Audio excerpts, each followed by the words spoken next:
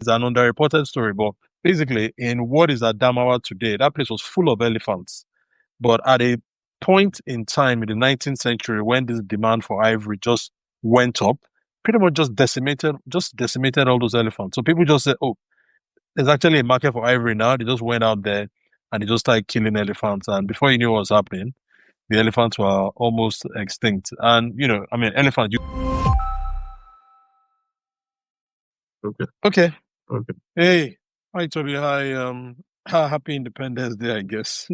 Happy. I was gonna say the same. That happy independence. What did you do? I know you are in the UK, but what did you do? No, What did no. you So spend? I think it just so happened that today, so the school in the next town to me, where my kids go to school. So I'm part of like a parent reading group there, and for some reason, I mean, they didn't tell me, but I just realized that they bought my book in the library. They put it in the school library, and I think they read it, and then somebody just had the idea that, oh, why don't you come talk to the sixth formers? So these are the kind of like the well, in another country, you might call them the first year of university, but it's the last year of secondary school.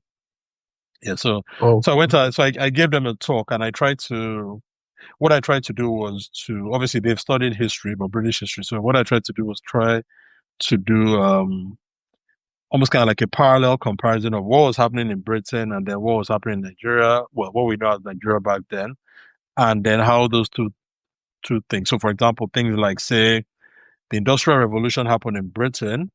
People started getting rich. The middle class started appearing, and because of that, they started demanding things like hygiene products. So for soaps and all that, and as a result of that, palm oil demand.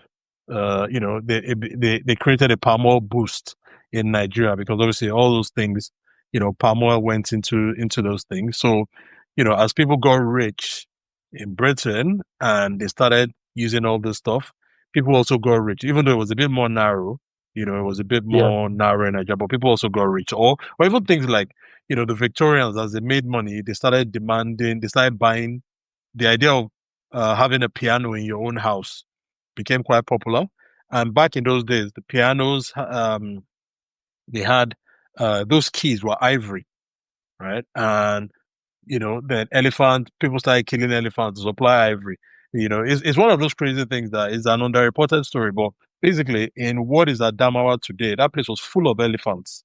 But at a point in time in the 19th century, when this demand for ivory just went up, pretty much just decimated all those elephants. So people just said, "Oh, there's actually a market for ivory now." They just went out there and they just started killing elephants. And before you knew what was happening, the elephants were almost extinct. And I mean, elephant, you can't breed an elephant, right? It's very, very, it's near impossible to do. It takes forever. So if people just decide that, oh, all of a sudden they start seeing an elephant as a source of income, it wouldn't take much. It wouldn't take very long for them to just wipe them out. So yeah, Yeah. so Wipe out yeah, the population. yeah. So Yeah. it's like I just kind of drew parallels. Things that were happening in Britain as the jihad was finishing in Nigeria. Abolition was happening in Britain, in there, and those two things will collide later in a few years. Yeah. So yeah. So that was it was quite interesting. Yeah.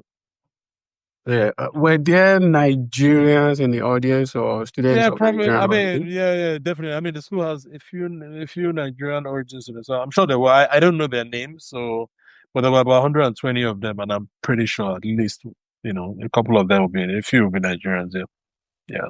Yeah.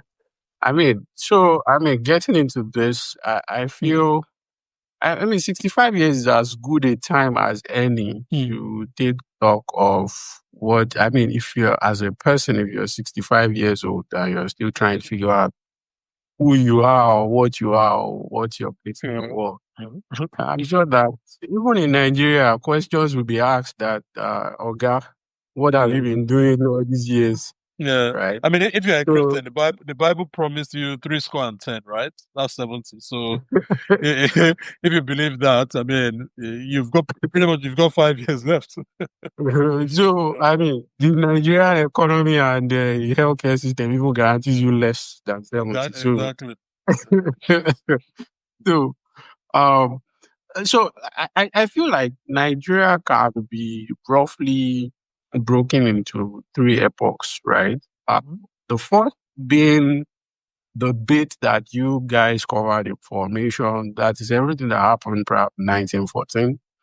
The second epoch for me would be 1914 to 1960, which is Yeah. pretty much Yeah.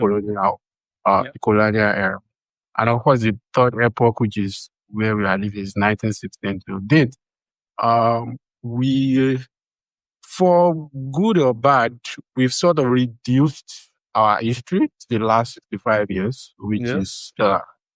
somewhat misguided. But what I just want us to first discuss is, again, going back to history, because history is a very, very strong structural force. Uh, Yeah. it Yeah. highly underrated, but it's a very, very strong structural force. In what ways would you say Nigeria is still somewhat trapped in history? Mm. And what are the historical bits or things that may seem like they were persistent, for a while, but that we managed to break out of? Mm.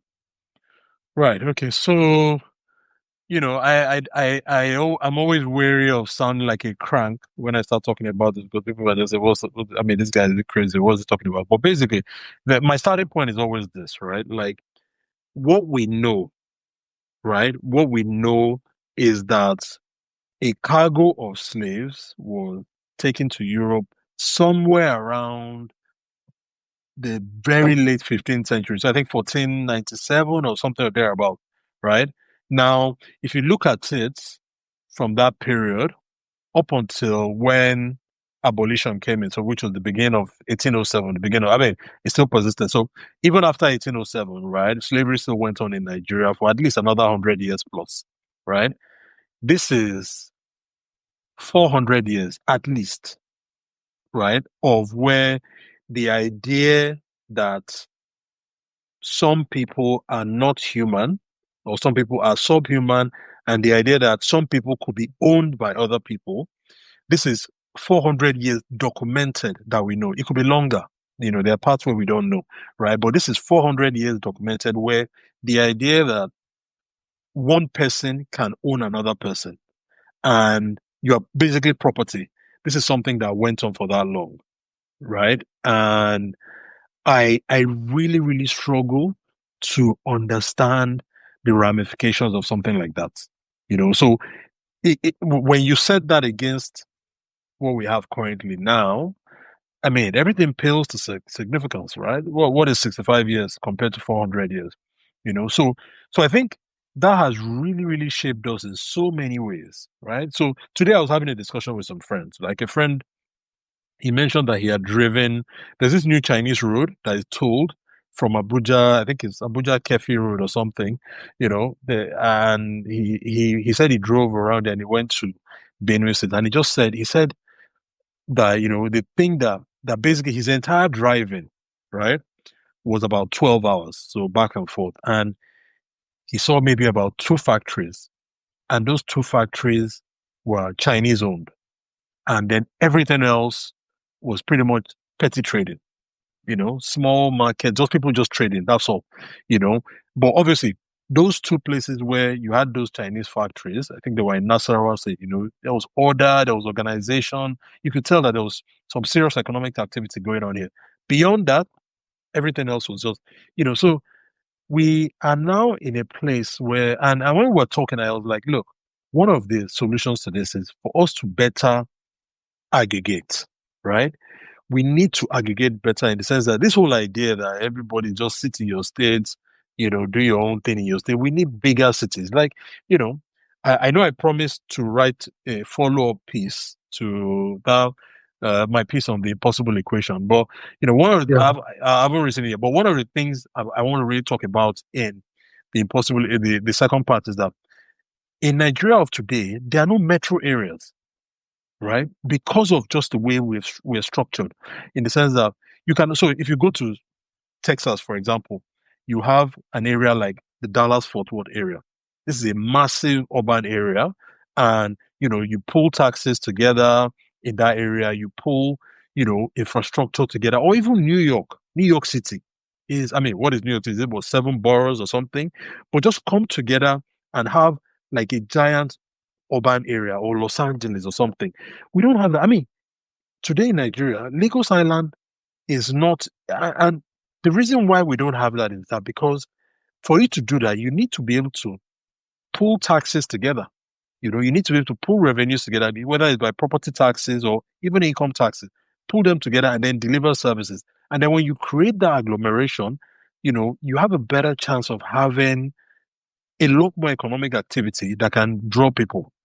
Whatever you might say of Lagos is a mess, is disordered, but really, in the whole of Nigeria, what else is going on? It's still Yeah, the one drawing yeah, people, and a lot yeah. of it is just that aggregation effect. So, one of the things that we need to do, and I say this, that there was a time in our history, and this time that went on for so long, whereby the incentive was for people to live in their own pockets.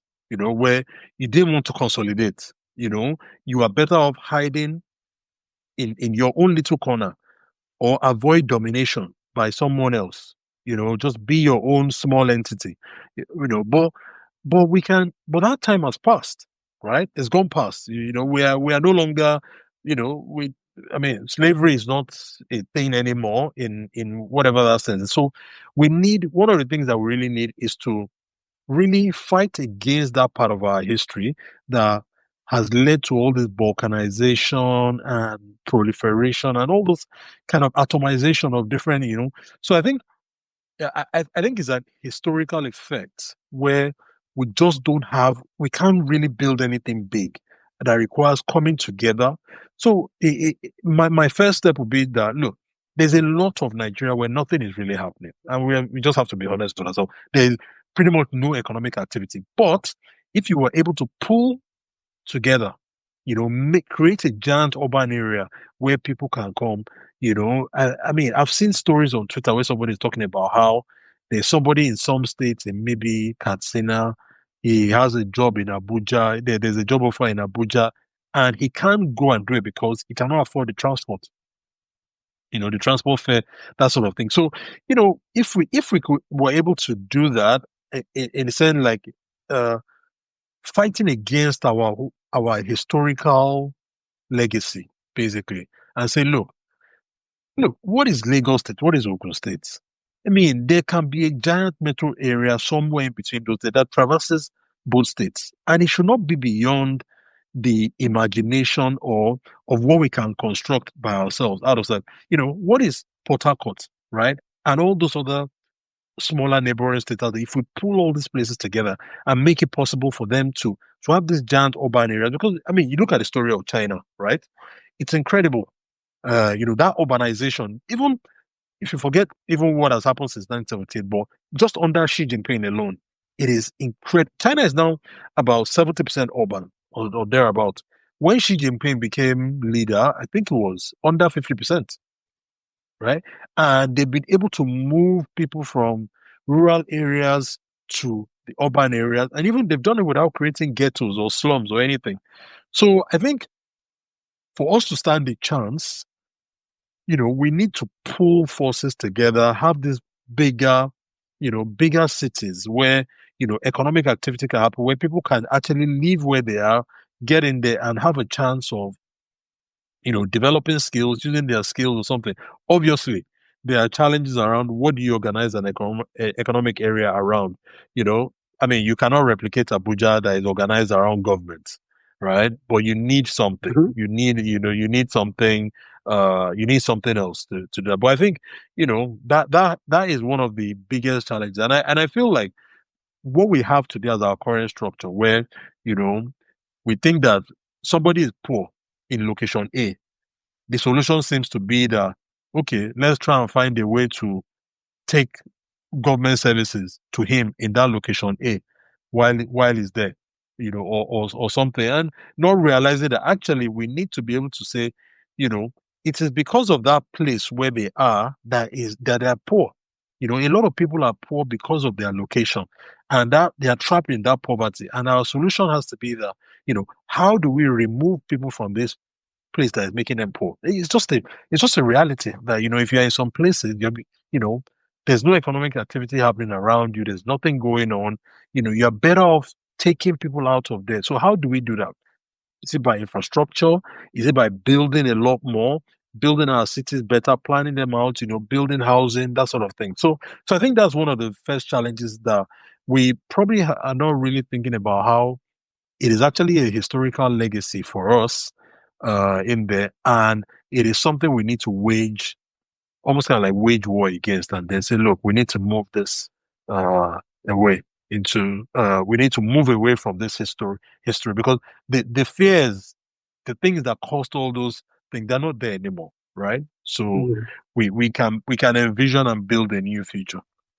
One of the things that, I mean, it's good you segued into this. One of the things I've always wondered is that, first of all, really, there is really no what you can call developmental thinking, at least the way you would talk about it in China or even in the United States at a certain period in history, to the way we make policy. So I've always wondered, what is the organizing principle around the way we do supposedly development projects, maybe like infrastructure. And I mean, you just talked about the road. That road could have been in a different location that would drive better economic activity and there are so many of such infrastructure projects in Nigeria, or not just infrastructure projects, policies, whatever, name it, right? So I wonder, is one thing that we are not really using right now, or that we are using the wrong way, because the issue of, identity, you talked about the impossible equation. I borrowed heavily from that piece in the piece I published today. And of course, you've also written about diversity. Nigeria's sheer pluralism is always a problem. A couple of weeks ago, there was this uproar about the presidency or the government is unfair to the North. And there was this whole jamboree about number of projects that was done and where it was done, blah, blah, blah.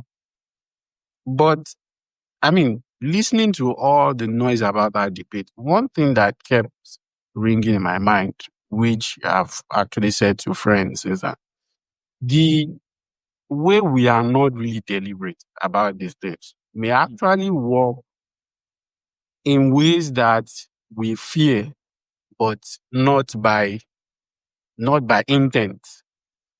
The way that the economic geography of the country will be shaped in the next 50 years or thereabout, given the fact that we are not really deliberate about these things, may actually appear, the inequality will be mad.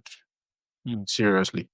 Yeah. So I've always wondered, when you think about this, what do you think would be like the primary unit, or what should be the primary unit of development to organize economic activity around? So, like I was saying, what I don't think we are using well right now is the region thing.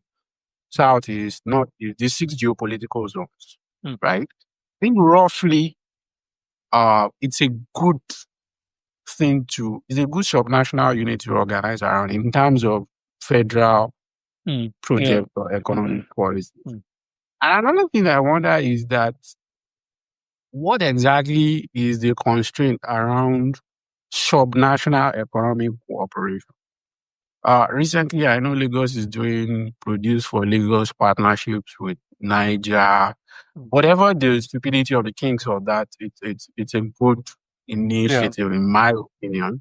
I think if done well, it could actually drive agricultural, if not productivity, production in some of the places. So, because I've always wondered why Ondo and Ekiti, for example, cannot build a port and transport infrastructure that connects those two states. We know Ekiti is very, very agriculture centric, right? And create an export corridor around that area. And Ekiti at the time was building, or maybe they built an airport. You know, this subnational uh, competition and even cooperation, what is the constraint, right? Other than the fact that, yes, we know that we can talk about that all day. We managed to elect the wrong people who are just there to eat money, right? But in moving the conversation behind that obvious fact, so what are the constraints and how can it be better incentivized? So I think obviously, I mean, the obvious constraint is money, So like what you just talked about now, like a port. I think the way colonialism worked, it was I always say that I mean, the fact that Lagos became the center of colonial activity was not a mistake. It wasn't that because the British were stupid or something. It's just you know, natural harbors, right, is something that I don't know why God did it like that. This is one of the things I question God about sometimes, in the sense that eh, natural harbors are just so scarce in Africa. It is so scarce. Lagos is, to my best of my knowledge, the only one we have in Nigeria. Everything else will require, I mean, obviously, it's not beyond human ingenuity, and people have obviously overcome this kind of problem, but it's just that if you are going to build a port anywhere outside of Lagos, it's going to cost you a lot of money in the sense that, Yeah. the water, I mean, in a place like, say, rivers or something, you probably have to go and put it way out, or, way out on the ocean or something, or you are going to have to pour a lot of concrete just to get, um, that port up, So that lack of natural harbors, and this is something that is so common in Europe, common in America, but it's just a scarcity. Okay, be that as it may, right? Even if we don't have the money, at least we have human beings, right? Which is obviously a big chunk of whatever it will cost you in terms of the labor cost. So we have a lot of people. So we have already at least one of the things that can help us get it done. So money definitely, in the sense that if you are going to build anything, it just costs a lot more. And then we've not developed those skills, in terms of do we have an engineering tradition, right? In our myths, in our origin stories, all the stories, are there any engineering stories in there? I mean, I was reading something about China recently, and there's a guy called Yu the engineer, right? So obviously it's all a fake story, right? It's almost kind of like you can think of it as something like maybe our Ududua, another. But the story of that Yu is that he was able to stop a tide with some kind of engineering feat. And when was it Hu Jintao was the Chinese premier, when they were um when they were uh, what's it called, commissioning the Three Gorges Dam. He referenced it in his speech that we are people who have always been able to tame the waters from the time of you, the engineer, to today. And I thought that's a really nice thing to be able to have. So you can imagine if, say, uh, if the president, for example, if Nigeria had one massive engineering feat that we did, and then the president can reference that, oh, it is something that was done by Bayajida, or Bayajida did this, and then today, and all that. So those myths, right? And again, these myths can be created, right? Do we can create the myths that we're people who conquer our environment, and we don't see the environment as, that place is dangerous, we stay away from it. We actually can tame the environment. So I think the first answer to your question obviously is that money is a big challenge. We've struggled with any kind of thing that organizes ourselves into. We had the blessing of oil, right? We had the blessing of oil, and we could have really parlayed that But the cost into, depends. yeah. But we could have actually channeled all the money from oil into a lot of infrastructure and really taught ourselves how to tame our environment. Unfortunately, here we are today. Um, oil is pretty much is done, right? And you cannot go to the Niger Delta today and look at that place and think that billions of dollars worth of oil was extracted out of this place. I was watching a documentary. I have, one of my favorite documentaries. It's on Apple TV. It's called The Reluctant Traveler. Eugene Levy, and he goes around place. So the last one he went to Louisiana, and they went on this caravans. They went on this what they call RV, recreational vehicles. But then there was a part where they went to some creeks with some boats, and I just thought to myself that. So you mean you're telling me that because it was like this is pretty much the Niger Delta, like, pretty much going through creeks and swamps, and it's become a tourist activity. And I was just thinking to myself that you're telling me that you could actually turn the Niger Delta into something like this, but obviously we've, they polluted the place with oil, built nothing in there. It's a dangerous place, that sort of thing. So, you know, frankly, for me, I think I've settled on the idea that whatever it is that we're going to do now, it has to really just start with education. Like go have a determined focus and say, look, every Nigerian, we want to equalize that. It doesn't matter whether you are born in Putiskum or in Port Harcourt. You know, we want every Nigerian to be able to read and write up to a certain level, right? Just basic education. And then university can come later, but up on to say, we can say we will go heavy up to say GSS 3, right? And say, we want everyone to be able to complete 9 years of education. And at the end of those 9 years of education, we want everyone, and we want to say that, and we want to do it in such a way that we say we can put a floor under every child born in Nigeria and say it doesn't matter where you're born, whether it's in the north or the south or the east, but those 9 years of education, we're going to throw everything at it, right? We're going to dedicate resources at it, and after those 9 years, everyone who comes out of that will be able to read and write to a certain level. Now, after that, we can, then we can say, okay, SS3 or SS1 to SS3, maybe, but just focus, you know, resolve and drive. And, I always think about the story that, Webb Du Bois, W.E.B. Du Bois told. He said, Yeah, yeah. When, obviously after slavery, after the American Civil War ended and the South had been defeated, you then had a whole massive underclass of black people who had been deliberately, obviously, kept in servitude, uneducated, that sort of thing. And they were all, there were millions of them in the South.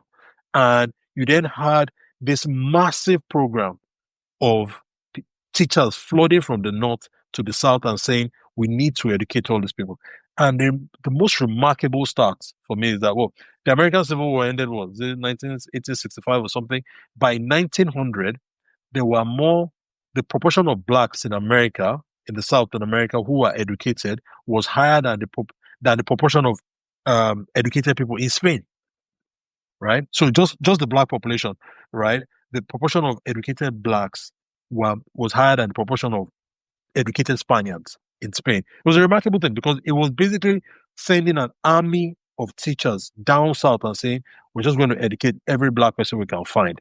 And Webb Du Bois, he said, is the finest thing America has ever done, or something like that to that effect, that sort of thing. So, I mean, we have human beings, we have hundreds of millions of Nigerians. We don't really know what to do with them. We can't organize, I think for me, I'll just say the first thing is like, look, let's just educate people, take that primary school and maybe the first 3 years of secondary school and just take it as sacred, right? It is almost kind of like the most important thing for us to do. And we just go ham on it.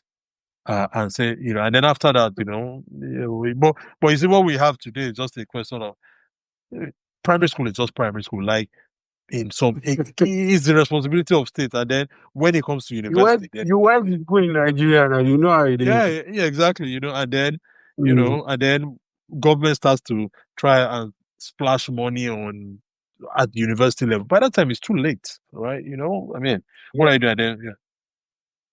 Yeah, something you said. So sometimes when I think about it, I know that we've been trying to get Olufemi Taiwo to come on the podcast. If anybody knows him in the listenership, And maybe tell him to if check he's his listening, email. Yeah. tell him to check his email, please.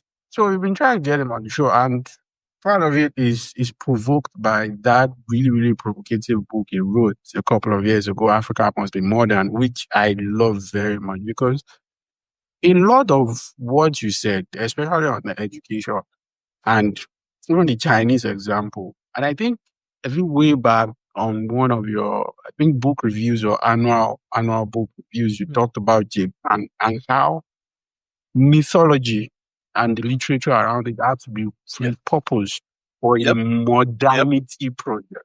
Exactly. I So love that. I love because, that story so much. Yeah. because really, so yes, I make podcasts, but I also consume a lot of podcasts that like I'm sure you do too.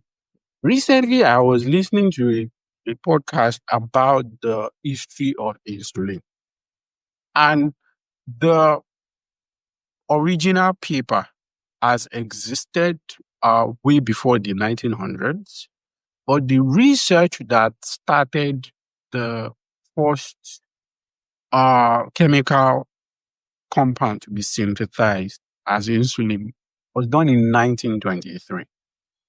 And what I would think to myself as I was listening to that is, okay, 1923, where was Nigeria?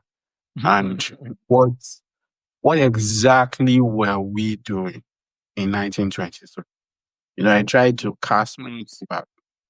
And, given, we are not like the Chinese who can always rely on history that, oh yes, we were once a great civilization. And for a lot of Chinese modern economic revival is actually channeled through history that, oh, we were once a great civilization. They Yeah. even lie in front of these Yeah, documents. of course. Yeah, of course. I mean, that's what Like, Xi Jinping is saying. Like yeah, the like these old, nation. Yeah. like these old 5,000-year-old civilization I thing, mean, which that's a is lie. That's a lie. historically bullshit. Who cares? But Who's gonna who's yeah, gonna but prove it? okay, so like it's to inspire pride. Or Exactly. I've always wondered what our version of that could be. Something that could really rally the minds of everyone around this project that we really, really have to start living in our time, and we really, really have to start building for the future. Uh, I just can't see, something that doesn't involve us trying to debate juju as legitimate science and trying to argue that herbs have magical powers or whatever. I can't find it.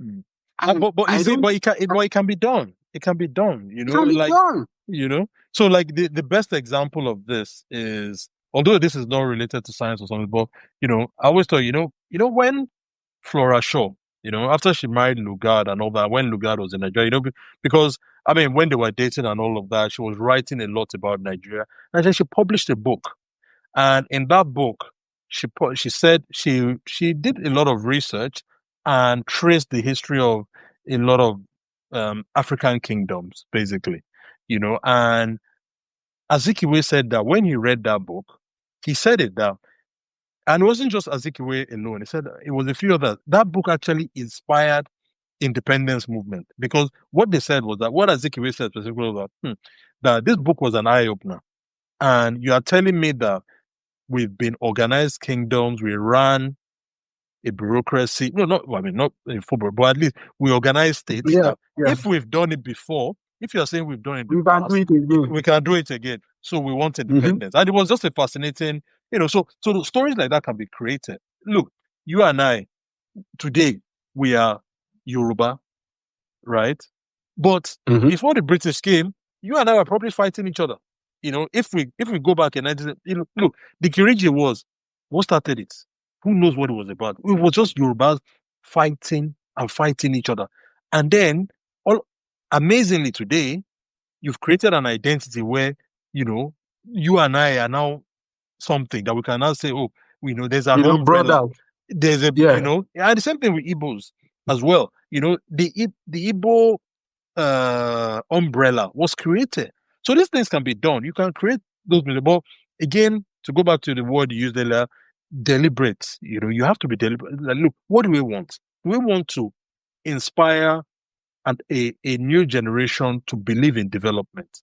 So we can repurpose stories, right, from the past and all that. For example, in the Japan example you were talking about, where women started, there was a story of a female Japanese warrior. It was a myth, obviously, that fought Korea, and she was pregnant for 9 years, and it was during that pregnancy that she fought. She went to go and fight Korea, and she won the battle. And then women in Japan took that story and said, okay, so if women could be fighting with pregnancy and leading wars and everything, then what are you saying? That women today, and they use that to shake off the shackles of patriarchy that were holding them down. If a woman in our history could go to another country, fight a war while pregnant for 9 years, then why are you saying today that women cannot work? Why are you saying today that women cannot do this or women cannot do that? They have to stay in one part of the society. So, and there were so many stories like that where, they will say, they will just take an old story because the imperative was modernity, development. They'll take an old story and then just change it completely and then start telling people that new version that says, actually, there is nothing that, even though we're a traditional society, we have hierarchy and all of that, but when you actually think about it, there's nothing in our story that is anti-development. So I think for us, that's the first part we need to get to. Take our stories. It's the existing story, but reinterpret them and say, actually, there is nothing in the story of Oduduwa or whatever, or whoever, whoever is the mythology, and say, look, there's nothing in this story that is against building a modern And society, progress. and Yeah. economic development and progress and all those kind of things. So, and you connect with people in that way. And so many countries have done this. Like a lot of people have done. It's all lies, but look, human beings don't relate to facts. They relate to stories. That's just what it Mm, is. It is stories mm. that will get people to move and to act. You can throw all the data, you can throw all the economic data you like all the time. It will appeal to you and I or something. But if we want to do something broad based at the scale of Nigeria, we need better stories, you know. I mean, the story of this blog is in itself a testament to what you're saying. Yeah. Some of our most popular pieces have not really been the most Yeah, exactly. analytical. I mean, the most popular story, the The- most popular articles we've done are Femi Otedola, Buhari, Herbert Wigwe. I mean, it exactly. is. You know. It's what that's what So the people want. That's what the people you relate know, to. You know. and I know she'll kick me for this. My partner and I have always argued something that which I've come to agree with her, especially the AI, is that the story of Ifa can always be repurposed Of for course, AI. I of mean, course, this of is course. basically Yeah. a machine that tells you stuff. That is, you know. Yeah. So I Yeah. mean, how is Siri or Alexa different from Osoni? So these are. Yeah, exactly. We need to bring all these things into modernity and say, Mm, I think the fundamental question, like we said, is look, there is nothing about the file or something that is anti-progress, that is anti-science. That's the thing we need to really say. Like, look, because you believe in tradition does not mean that that the tradition is against science. We need to find ways to repurpose those stories that say, actually, here is science, here is Ifa, they there is no quarrel between them. You know, here is juju or not, okay, maybe not juju, but whatever it is, that you, because you see, the thing with juju is that it is a very, very pernicious thing in the sense that, mm, it works on fear, right? So people who have, everyone has a story of juju, even though they've never seen it themselves, or they've never actually seen it happening. And it creates a kind of capriciousness. I always use the story of Haiti that, when that earthquake hit, it was so bad, partly because people just didn't really build houses properly because the idea that it's going to happen is going to happen. If an earthquake is going to happen, you can't do anything about it. It's going to happen. So what is the point in in fortifying or building better. So, there's an aspect of that where it just makes people have this capricious view of life that, no, a bad thing is a bad thing. It's going to happen. And there's nothing you can do about it. Everything is predestined. We cannot change anything. So you want to obviously tread a fine line with that. But, the things that people believe and, incorporate science into them and say, look, there is no quarrel, right? There is no quarrel with science. There's no quarrel with modernity. There's no quarrel with economic development, and then find a way to begin to get that into people's heads. Because look, if people, what the eye doesn't see, like I say, the heart cannot make about. A lot of people I think we don't really understand what we've done to our country, in the sense that the way we've limited imagination. I did a piece on tall buildings a while ago. Yeah. I mean, I'm in my 40s, right? And in my lifetime, the tallest building in Nigeria has not changed. It is the Nitel building. In my lifetime, that has remained the tallest building in Nigeria my entire life. If I was in China, the idea of a tall building, I mean, I'll be tired of it by now. Because if I had lived this same life in China, I would have seen multiple buildings go to the point where now, when I went to Shanghai many years ago, I went to the tallest building in Shanghai. It was mesmerizing. I went to the 91st floor. In fact, unfortunately, I chose the wrong time because I went in the evening and I thought, oh, I'll be able to take pictures. By the time I got to the 91st floor, I was in the clouds. It literally almost could not see anything. It was like flying. It was like being in a plane. It was just in the cloud. So, I had to go down a few floors and then to be able to see properly. But, just being on the 91st floor and this kind of thing it was just there, right? You can just cross the bund and go over there, just pay a small amount of money. You enter the lift, even the lift taking you up, so imagine if so somebody my age growing up in Nigeria and somebody my age growing up in China, completely different experience, completely different range of imagination, in the sense that you've seen tall buildings go up. You've seen an area in your lifetime. You've seen an area that was swamp, that was marsh, and all of a sudden now a modern shiny city has gone up there. But if you're growing up in the Niger Delta, you've seen the creeks all your whole life. You've not seen a building that is even 25 stories tall. It's just the same thing. And, this kind of thing, they really limit the imagination. So, there's a failure of leadership, but also that has then led to a failure of imagination in so many ways. So, I mean, I see people in the comments talking about education, and one controversial for some reason thing I know we talk about this. Part of the constraints, like doing all these things, is do you see IQ? Does it ever feature your thought as something that is a barrier? Depending on who you ask, I've read some pretty serious research. Nigeria's national IQ is about 68, between 68 to 73, which is pretty terrible. Yeah. Right. But it's what you would expect, right? But it is what it is.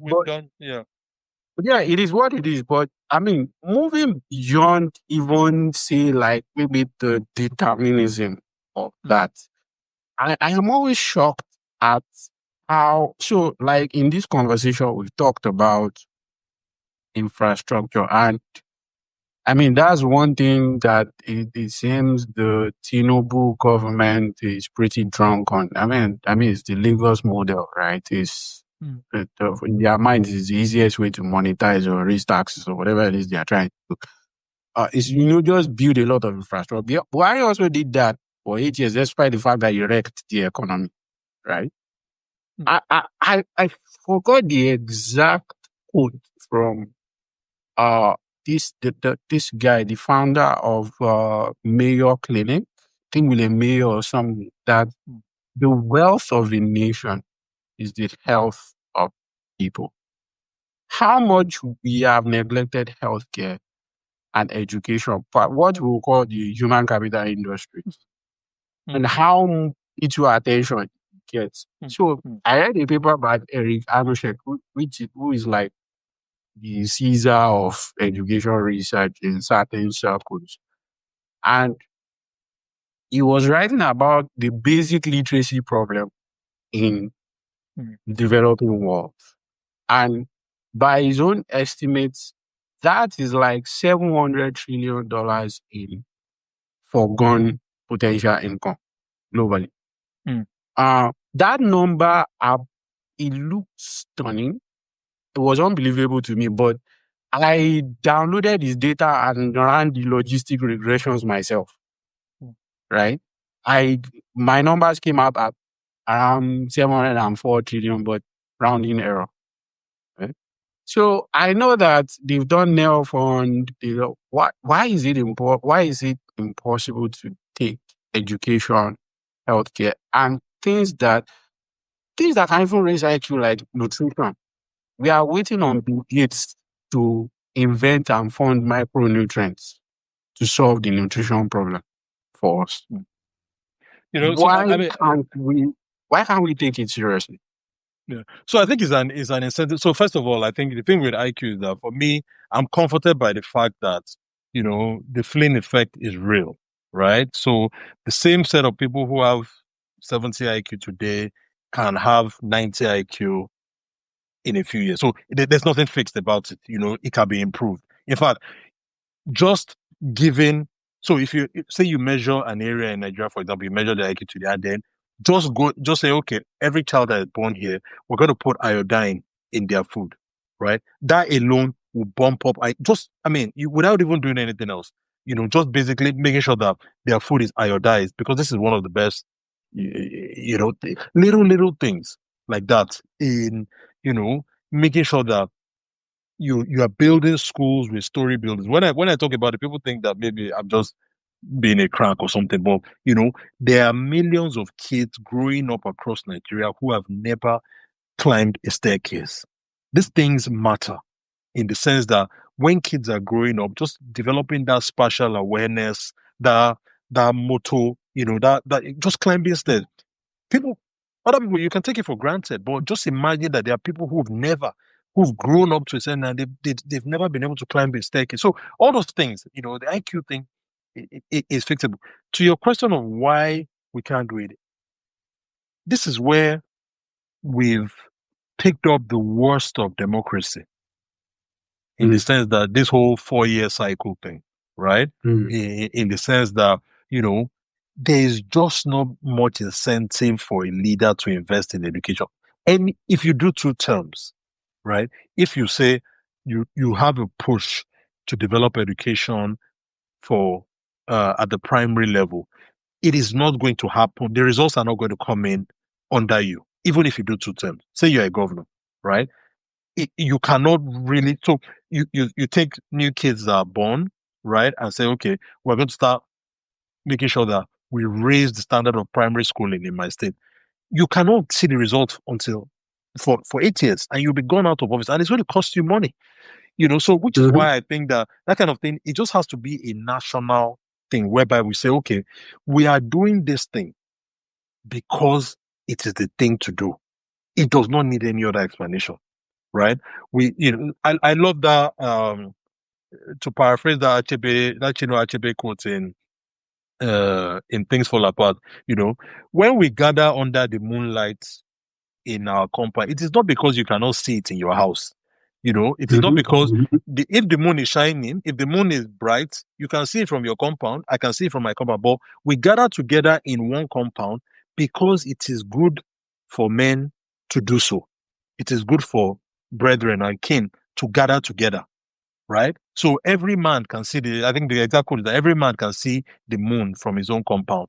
But we gather together because there is something good about us gathering together under the moon, eating, drinking, and talking, right? So we need to have this thing and say, look, the education of young children, the development of human capital, it is We are doing it because it is good to improve our human capital. So that way, almost kind of like elite consensus, that way we can decouple it from the whole idea of something you do to get votes. It is not for votes.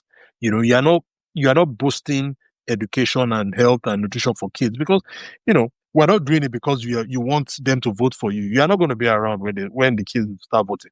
It becomes enshrined as something we do because it is a good thing. It is the thing to do. And as a standalone, I don't know how we can get around it, but it needs an elite consensus where the president knows that if I push for this, the governors are not going to oppose me. And that's what the elite consensus is about, that somebody will not see it as an opportunity to tackle me and then, campaign against me. Right. So for example, you see when we've had subsidy debates, we could never really get that consensus because somebody somewhere saw votes in opposing that whole idea. So you see people just go on TV and just talk rubbish, because they know that no, there's an opportunity. There are a few votes. And so, that elite consensus has to be that, the governor would know that if I dedicate billions to education, my opponent in the other party is not going to use that as an opportunity to campaign against me and say, "Oh, I'm wasting money or something," or that kind of. So we just need that consensus and we have to do it. There is no other reason. There's no. You cannot do it. Like I said, you cannot give people good health and education in exchange for their votes. It's not going to happen. We just have to do it because we want to have a better society, right? We want to upgrade Nigeria from what it is and to, even if only slightly, but change the trajectory that the country, because, we're heading into the future with 200 million people who have barely any human capital development applied to them. What exactly are we expecting in 2050? Or 2060? Does anybody really think that on the trajectory that we're going, that in 2050 in Nigeria, we'll have high-speed trains, we'll have decent accommodation where people can live in nice houses, and we'll have well-organized city? It's not going to happen on this trajectory. How? It's not. I mean, there might be one or two better routes somewhere, but we are not going to have a radically transformed society where if there's a lot better infrastructure, there's a lot better. We have to do the work now to alter that trajectory, and it has to come from that elite consensus whereby the politician is not afraid or is not worried about losing votes because he spent money on education and he spent money on healthcare. So, I mean, this, I know that, we have limited time to do this, obviously. It's not a podcast, people. So it brings me to something that consistently came up, I think in the last 2 solo episodes we did.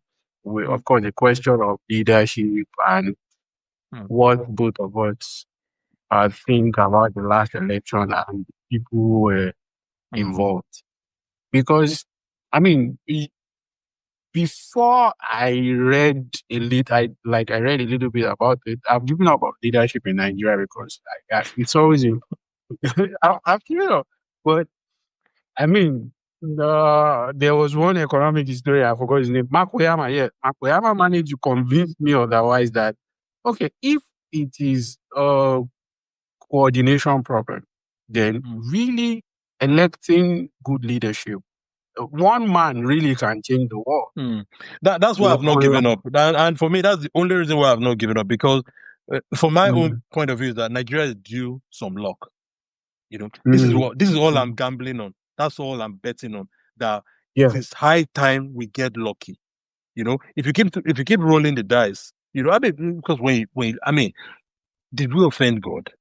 Okay, maybe we may have offended God, but I mean, even if God is holding a grudge against Nigeria, at some point, we just do it, and the question I always ask all the time is that, what did the people of Singapore do to deserve Lee Kuan Yew?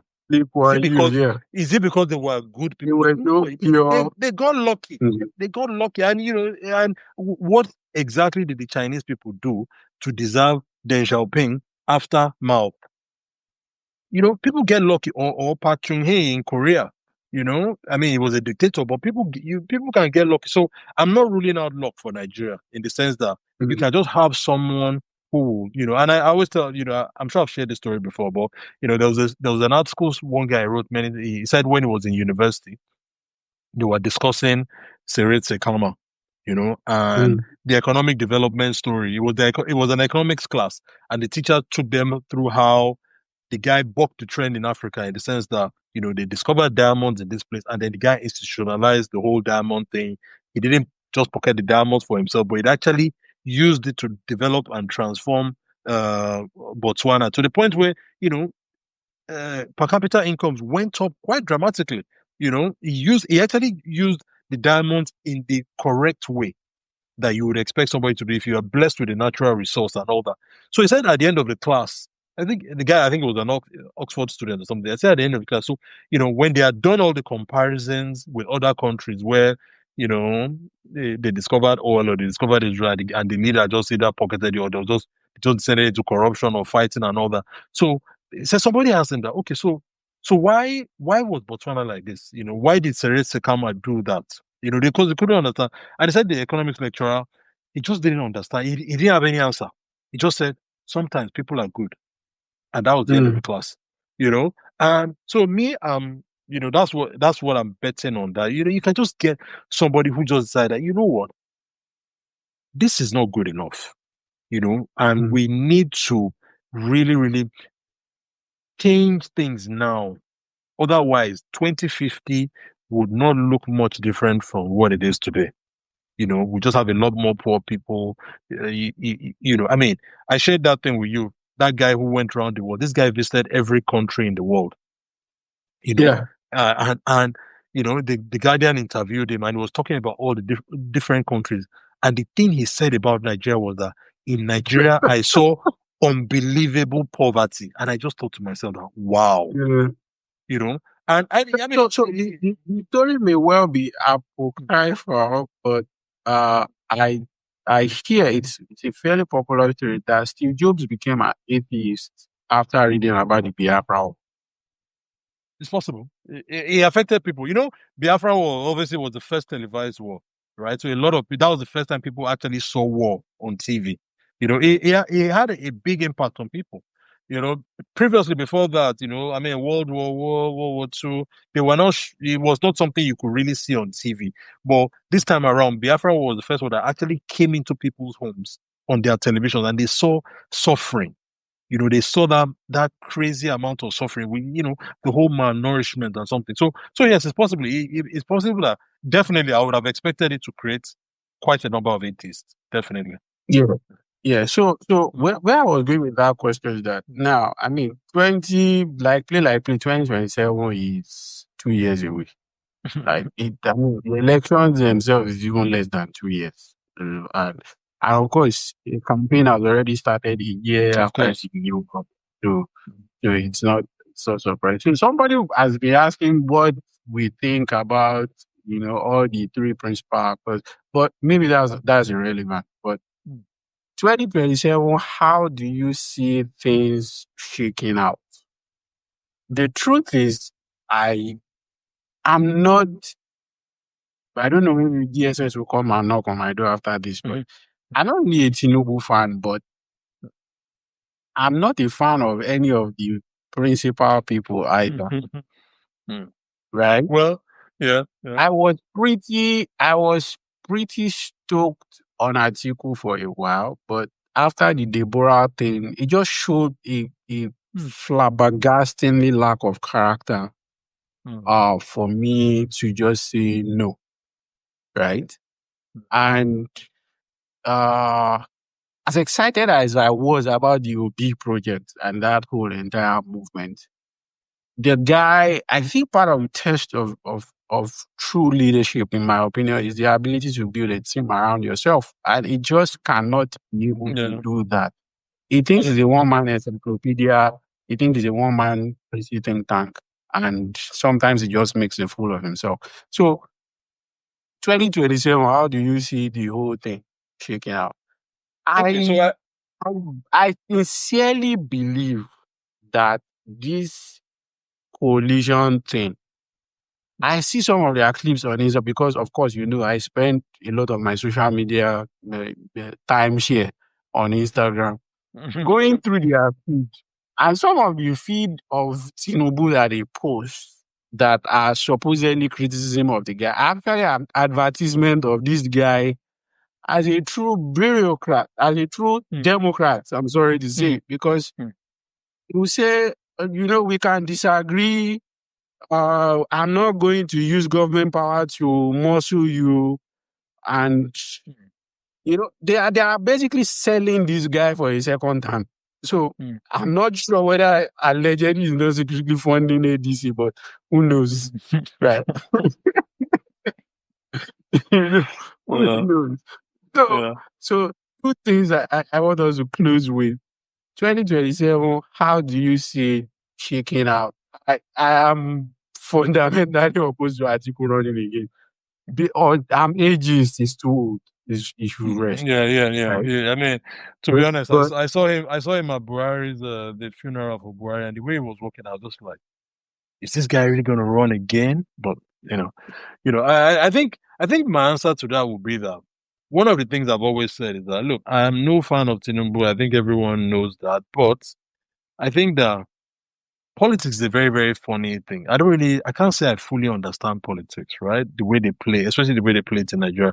But one thing I've come to is that Tinubu seems to always be blessed with incompetent enemies, right? So with the people who oppose him, so he only has one eye, but obviously all his enemies have no eyes; they are blind, right? So he just always seems to be a cut above the people that are running against. So I fully expect some massive incompetence to play out among the opposition that will then hand him re-election. This is what I expect to happen in the sense that. But wait.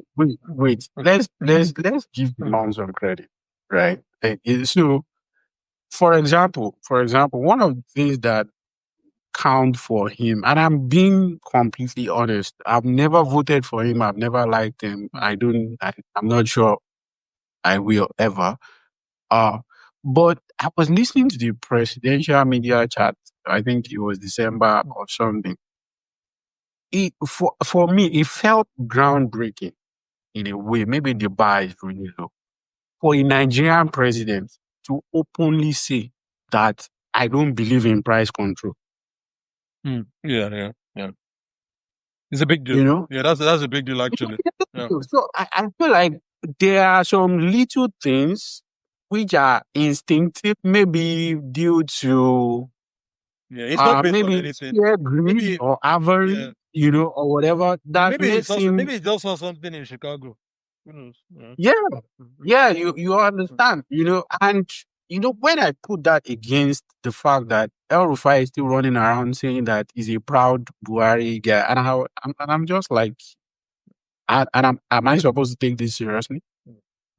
Right? Yeah, well, I guess there's something to be said for that. But obviously, we know elections are not going to be one of policy, right? In Nigeria, so he's what commends him is that obviously he's a good campaigner, but he's also he's the best at tactics. So the way I try to describe it, and I think I must have tweeted this about something like that. He's like I'm a Man United fan, right? He's like Ruben Amorim in a sense.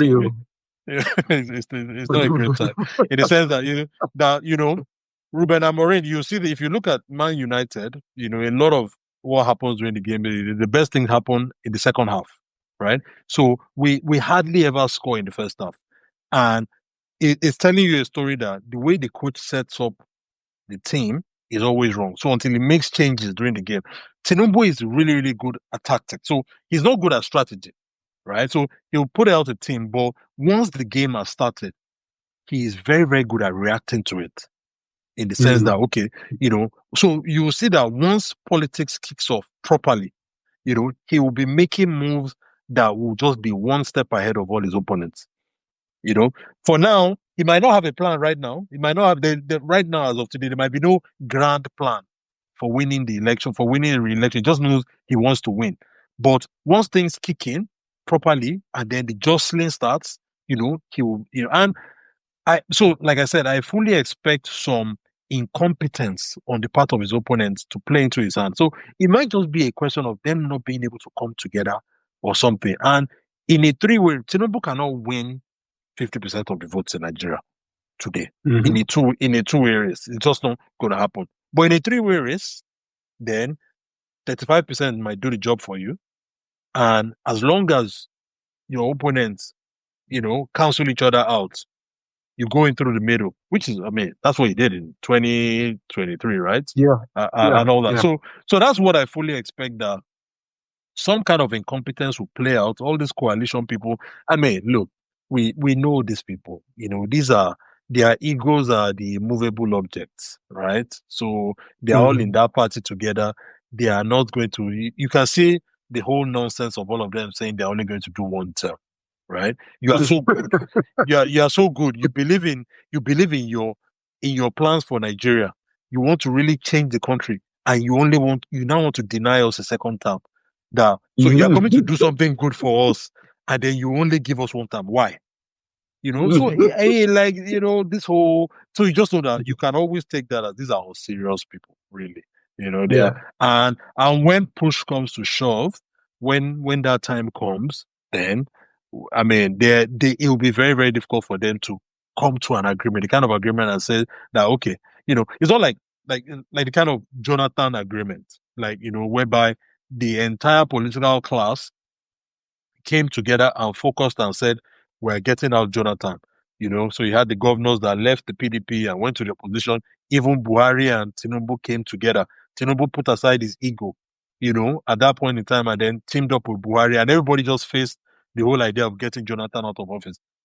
Can that happen in 2027? I don't think so. Can all of them say, we'll come together and say, okay, we're going to put aside everything, and what we want is just to get this man out of office? Can they even make the case for it? What is the case they're going to make? Like, okay, he removed fuel subsidy, or dollar or something, or he mismanaged the economy or something, or those kind of things. You need to really, so I don't see that. Like I said, I expect him to just be, if his opponents operate at level 0, he will operate at level 1. If they raise themselves to level that might 9, just be enough to do it. He will do just enough just to be one step ahead of it. If they raise themselves to level 9, he can raise himself to level 9.5 or something. So that's what I fully expect, in the sense that they will fumble the bag. As the kids say, they will fumble the bag, and the guy will close. I expect it to be a three-way race. That's just what I think. I have no understanding or intel, but I expect it to be a three-way race, where even if he might sponsor somebody to be the third force. So Tinubu has no scruples. There's nothing he cannot do, right? So he's not a moral person. There's nothing that is moral to him. Like, it's not religion, it's not traditional religion, it's not a code of, he can do anything, right? Whatever it takes, he will do it. He has no opposition to corruption. He has no opposition to anything, as long as he just wants power, so he will do anything, and he'll basically, I expect him to outmaneuver there. Yeah. So, the final note I want us to close on, because I think we only plan to do this for 5 minutes, but here we are. Mm-hmm. So the final point I want us to close on is, okay, 65 years ago, neither you nor I were alive. 65 years from now, I don't think we'll be either. Mm-hmm. But what it's difficult to predict the future. I don't think people should even try. But 65 years from now, what kind of Nigeria I don't want to say do you see, but what kind of country would you like your children to see? I think if I were to say it in a simple way, that I would like to see a better organized country. One of the things that has been really upsetting and really annoying me lately is just the whole disorder, right? I mean, Buhari's funeral was what you would call a state funeral. Mm-hmm. Look at the mess that it was. It was I mean, like people everywhere, the president standing by the foot of the plane, the foreign minister trying to climb the stairs, and president shouting at him, come back. That was just a mess. We cannot seem to do order in any way. Look at the Olubadan's coronation, just disgusting. Like, Vanguard posted a video saying, and it was saying the arrival of Rabiu Musa Kwankwaso at the Mm-hmm. Olubadan's coronation. In that video, soldiers were slapping and beating one guy. And it was just not, it was almost kind of like background, it was just like background noise. And I'm like, so Vanguard tweeted this video, and the fact that they were slapping and beating somebody in that video was not even worth commenting. Like I this is mean, just no, the media is yeah, a whole different yeah, story. On yeah. So this so, is just all, and so I think for me, I would like to see just basic organization, just at the basic level, and I mean, before you claiming. go to that particular point, I was watching something recently on Super Sports. Yeah, I think it was a motor racing in Rwanda, in Kigali, Mhm. and you needed to see how organized. I think it was bike Yeah, racing or yeah, something. How organized the whole thing was, down to the presentation at the podium. And I can't help but think of what is the spectacle that we call Lagos Marathon, for example. You just see Mopo with guns all over the place yeah. and Agbero. So, I mean, it's really a problem. I mean, like today is Independence Day, right? Just yesterday, they canceled Independence Day parade. I mean, this is a basic thing that we've been doing all my life. But, so maybe they forgot to arrange it. Maybe they forgot to organize it, and to avoid embarrassment, they just canceled it at the last minute. And they didn't even give a reason. So there was no Independence Day parade today. So, those kind of just basic organizational stuff. And the second thing for me, and I think this is something that I hope we are contributing to with 1914 Reader, in the sense that reclaiming the public space as a place where we can force out nonsense and just basically using the public, because education is not just what happens in schools, right? People are educated in all kinds of ways. This year, at the beginning of this year, I read a book called The Body by Bill Bryson. I was just like, this is amazing. This is a bestseller. So this is an author who has written a book about the body, right? From head to toe. And he's written it in plain language that and people buy these books and read it for entertainment. And I just thought, wow, that you don't really know what you have, where somebody can write a book about the body and it will sell millions of copies. I mean, can you do that in Nigeria? I mean, even a normal book, it will struggle to sell 10,000, so, but those kind of things they are education as well. I learned so much reading about that, reading about how the ear functions, the brain, and all that stuff.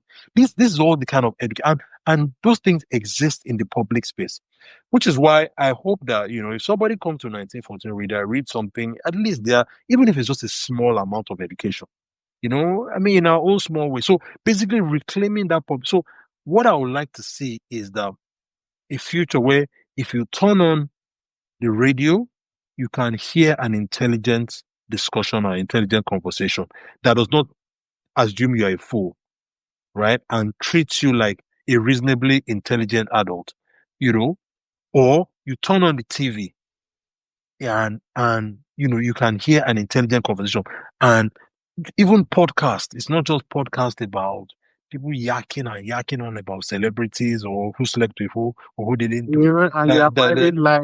Yeah, exactly, or even our newspapers. You go to a newspaper, That shit makes me want to stop podcasting every time I see podcast. or even go to our newspapers and you can actually read. I posted a story in below the headlines last week about one report where one guy basically a journalist with Daily Trust, he went to Oluwole, created a fake certificate, fake educational certificate, and Oh they yeah, used it to, I saw and they that used it on to, YouTube. yeah, Yeah. and used it to get a job. And apart from anything else, but it was just a well-written. So I'm like, we should see more of this kind of stuff, right? Because you open the newspaper today, look, one of the most disgusting things happening today, Channels TV, right, is our biggest TV station, private TV station, and Wike has those guys on a retainer. People think that this whole media chat that Wike does is just organic. No, it's not. He's paying for this stuff, right? And that guy basically can go to channels and just talk for 2 hours or anytime. Like, why is Wike doing media chat, national media chat every month? He just goes there and he just yaks and yaks and yaks for hours. And I'm like, this is so sad. Can you imagine a politician having BBC on retainer where they can just go into BBC every month and they just talk about nonsense and they talk about things like my wife and children are American citizens. Who cares? So I hope that, a future of Nigeria is where you can reclaim those public spaces where, you turn on the TV, it's not just one politician who has paid to be there. Or the story on the front page of the newspaper is not Tom Polo congratulating the president or something. But you can open the newspaper and those things, they can form part of education that we are talking about. So that when kids go to school, they're educated. They are also educated by what they listen to on the radio, what they watch on the TV, what they see in the newspaper. That public space, that critical part of education. I hope that we can reclaim it, whereby the level of discourse does not just assume that people are so stupid they cannot have anything else. Yeah, I mean, on that note, one of my own bugbears about that has always been the media lately. I always tell people that one of the flagship programs in the country right now, every weekday, is that thing they do on Arise TV. Like serious clouds, right? I know organizations where a couple of years ago it used to be CNN, but when you walk into hotels, I mean, name it, it's on Arise. It's a popular platform. Mm-hmm. Yeah. But as in the basic production and organization of that simple show, a format that has been in existence for over 50 years, they still can't get it right. Everybody take turns to give their opinions, and usually something repeats. And they do a segment for 30 minutes, and after 30 minutes, they repeat the same segments. And for some reason, Rufai keeps misusing empirical facts. I don't think he knows what he means. So, even in the quote unquote private sector, you see this basic of basic organization, and it's if your children and mine could live in such a country, I think that would be progress. Yes, indeed it will be. Okay, thanks a lot for everyone for joining. I didn't think that we'll get that many people. We had well over 100 people. So thanks a lot. Hopefully, people will keep doing this randomly now and again. And thank you. And see you again soon. Next podcast will be out next Wednesday. Yeah, next week Wednesday. Yeah, a week from now. It's an interesting one. I'm sure you enjoy it. So thanks a lot, and see you again soon. Take care, everybody. Bye. Peace out. Happy Independence. Yes. See, I'm wearing blue. All right, cheers.